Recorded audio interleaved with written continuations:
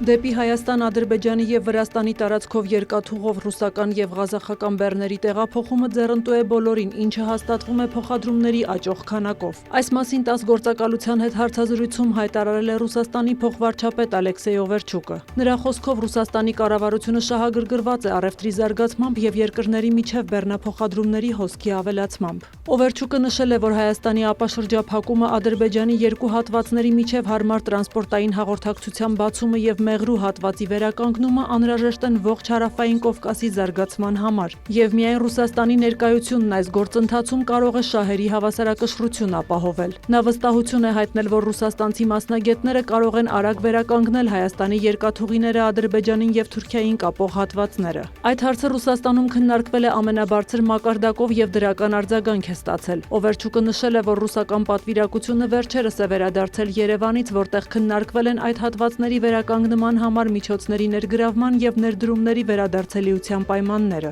Ըստ ռուսաստանցի փորձագետների, երկաթուղու այդ հատվածների վերականգնումը կոմերցիոն նախագիծ է։ Ռուսաստանի փոխվարչապետն անդրադարձել է նաև ԵԱՏՄ-ի շրջանակում գործակցությանը, շեշտել՝ միությունում ոչ մի որոշում չի կայացվի ի հեճուկս Հայաստանի շահերի։ Հայաստանն ունի հավասար ձայնի իրավունք Ռուսաստանի և միավորման մյուս բոլոր անդամ պետությունների հետ միասին, անկախ տնտեսությունների և երկրների չափերից։ ԵԱՏՄ շրջանակներում ոչ մի որոշում չի կայացվի, եթե այն չհամապատասխանի Հայաստանի շահերին, ասել է ռուս պաշտոնյան։ Իր հերթին Ռոսսելխոզնադզորի ղեկավար Սերգեյ Դանկվերտը հայտարարել է Հայաստանից Ռուսաստան ներմուծվող արտադրանքի նկատմամբ վերահսկողության խստացման մասին։ Նրա խոսքով Հայաստանն իբր ամբողջությամբ չի պահպանում ԵԱՏՄ-ի պահանջները Եվրամիությունից իր շուկա ապրանքների պարզեցված մուտքի տրամադրման հարցում։ Պաշտոնյայի պնդմամբ Հայաստանից մատակարարվող ապրանքների ծավալն ու տեսականին կասկածներ են առաջացնում դրանց իրական ծագման վերաբերյալ։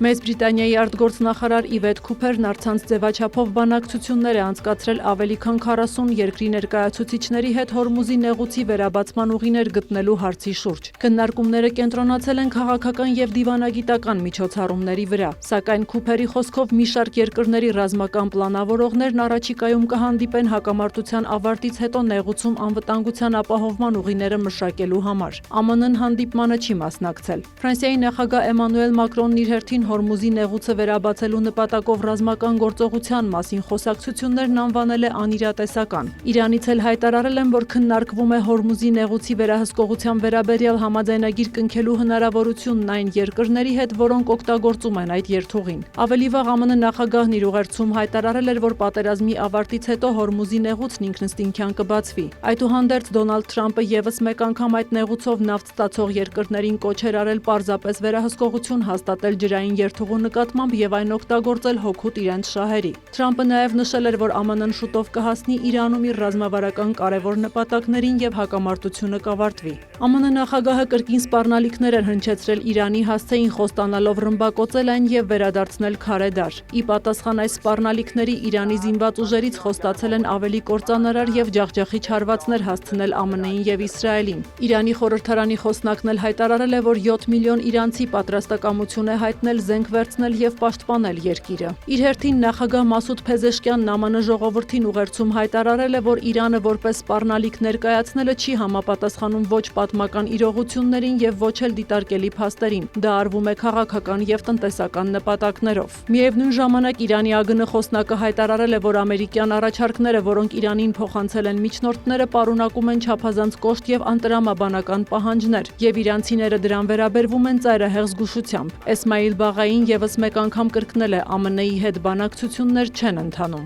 Զուգահեռ ռազմական գործողությունները շարունակվում են։ Հարվածներ են արձանագրվել Իրանում, Իսրայելում, Լիբանանում և տարածաշրջանի մի շարք երկրներում։ Լիբանանի վարչապետն էլ դատապարտել է Իսրայելից համակային գործողությունը երկրի հարավում և խոստացել միջազգային աջակցության դիմել դրան վերջ դնելու համար։ Այս ֆոնին խաղաղություն հաստատելու կոչեր են հնչում։ ՄԱԿ-ի գլխավոր քարտուղար Անտոնիո Գուտերեշը բոլոր կողմերին կոչ է արել անմիջապես դադարեցնել ռազմական գործողությունները, նախազգուշացնելով, որ այդ հակամարտության ազդեցությունը կտարածվի ամբողջ աշխարհում։ Չինաստանը պատերազմում ներգրավված կողմերին կոչ է արել անհապաղ հրադադար հաստատել և հնարավորինս շուտ սկսել խաղաղության շուրջ բանակցությունները։ Կրեմլից էլ հայտարարել են, որ Մոսկվան պատրաստ է նպաստել հակամարտության լուծմանը։ Դմիտրի Պեսկովի խոսքով Ռուսաստանի նախագահը շարունակում է շփումները տարածաշրջանային ղեկավարների հետ այս թեմայի շուրջ։ Իր հերթին Ռոսատոմի ղեկավար Ալեքսեյ Լիխաչովը հայտարարել է, որ Մոսկվան ԱՄՆ-ին և Իսրայելին կխնդրի լռության ռեժիմ պահպանել Իրանի Բուշեր ատոմակայանի շուրջ, մինչ Ռուսաստանը տարհանում է իր աշխատակիցներին։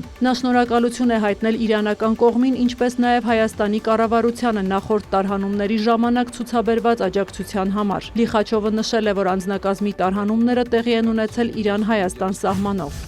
Թուրքիայի փոխնախագահ Ջևդետ Յիլմազը Ադրբեջանում ընթացող թուրքական պետությունների կազմակերպության անդամ երկրների վարչապետների եւ փոխնախագահների հանդիպման ժամանակ ողջունել է Հայաստանի եւ Ադրբեջանի միջև կայուն խաղաղության հասնելու ուղղությամբ ձեռնարկվող քայլերը։ Յիլմազի խոսքով Թուրքիայի եւ Հայաստանի, ինչպես նաեւ Ադրբեջանի եւ Հայաստանի միջև ցամաքային սահմանների բացումը կլինի տարածաշրջանում ընթացող խաղաղության եւ կարգավորման գործընթացների ամենանշանակալի արդյունքներից մեկը։ Սա իր հերթին կնպաստի տնտեսական զարգացման եւ կամրապնդի կայունությունը Հարավային Կովկասի տարածաշրջանում միջնաժամկետ եւ երկարաժամկետ հեռանկարում, եզրափակել է պաշտոնյան։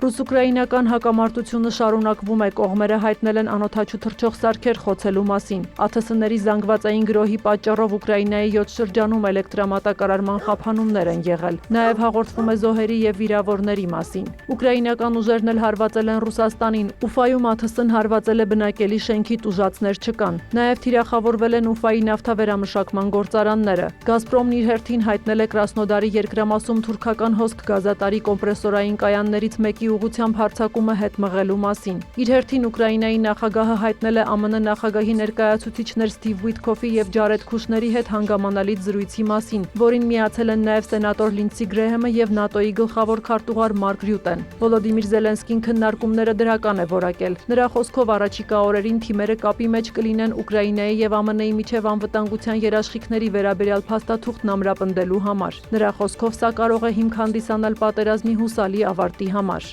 Սյուզաննա Չրաղյան, լուրեր։